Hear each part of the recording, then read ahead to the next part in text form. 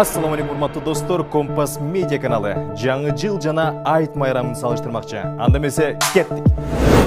Жыл сайын 31 декабрда Бишкектеги Ала тоо аянтында миңдеген адамдар жаңы жылды белгилеш үчүн чогулат.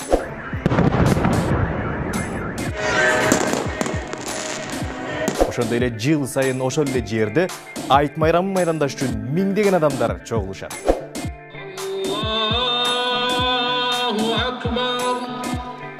2017 жылдын 31 декабрынан 1 январына караган түнү түнкү саат 2-ден 5-ке чейинки аралыкта тазалык ишканасынын 60 кызматкери 5 КАМАЗ тагыраагы 10 тонна таштанды чыгарган.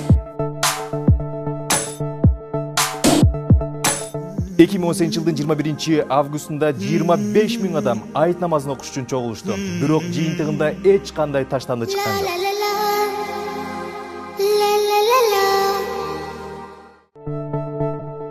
2015 жылдын 31 декабрдан 1 январга караган түнү Бишкек шаарында 283 кылмыш иши катталган.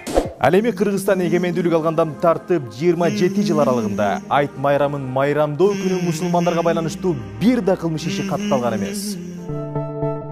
Жаңы жылды майрамдаш үчүн элдер дасторконун өтө безешет. Байлар дасторконду жайнатып, кедейлер мүмкүнчүлүгүнө жараша дасторкондун үстүн толтурушат. Жана кызыктуу болуш үчүн асманга фейерверктерди атышат. Жана спирттик ичимдиктер менен мас болуп, ал күндү колдон келишинче рахат менен өткөрүүгө аракет жасашат.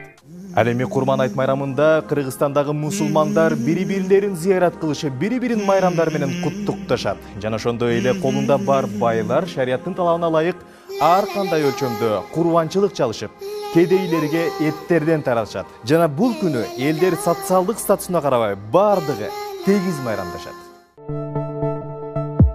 Жыл сайын жаңы жылды белгилөө үчүн, шаарлардагы жарыктарды кооздондуруу үчүн миллиондогон акчалар бюджеттен сарпталат. Мисалы, быйыл Оштун борборуна тургузган балатынын узундугу 28 метр болуп, ага 450 000 сом сарпталды. Жалал-Абадтагы балатага 170 000 сом сарпталды. Баткендеги балатага 123 000 сом сарпталды. Бактыга жараша Бишкектеги балаты мурдакы жылкы балаты болуп калып, ага быйыл акча кеткен жок. Бирок анын дагы сатып алынышы бир канча сумманы чапчыган.